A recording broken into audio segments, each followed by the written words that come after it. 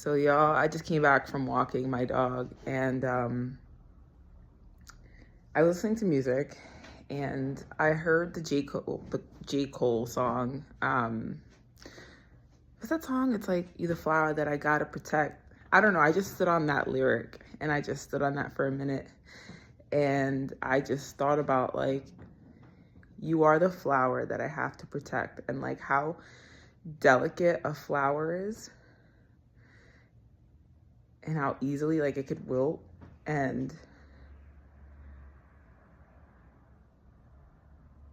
I just think of the ways that I had not treated myself like that in the past, and the way I should be treating myself like that now and moving forward.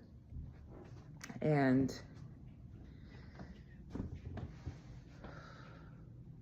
I think about how vulnerable I've always felt as a person. And granted, it's a superpower, right? Because it allows you to deeply connect with people.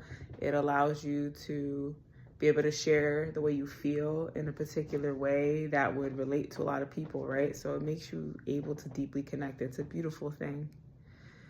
But at the same time, sometimes it feels like a curse, because when you are vulnerable, it feels like you have to protect yourself from everyone, because it's like a little opening in your brain. So it's like, if someone tries to penetrate hard enough, they can basically get inside, infiltrate, and like change your perception.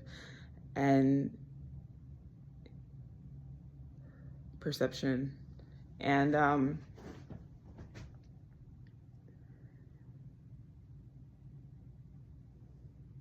you start to not become yourself. It becomes a really, really, really bad place to be when you don't recognize yourself. So, and I feel like, especially if you trust someone and you respect them, and you like their presence and their opinion holds value,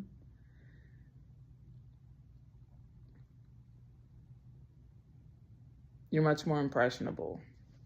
So with that being said, I feel like that's always been a reason why I always felt like I needed to kind of exclude myself from things. I've always needed to like distance myself, like have a healthy distance from people, where it's like you're close enough to connect with me, but you're not close enough to influence me. And I've always just had that dynamic. And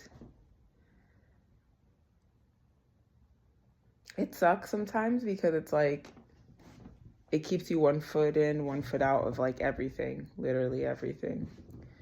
But it's like, my brain needs to know that I have the ability to run and my sneakers on, should it come to that. And if I don't have that, like if I don't have an escape plan, I don't feel safe. But then it's like, putting an escape plan in the first place is like setting the precedence and setting the tone for like how a friendship or relationship is going to turn out.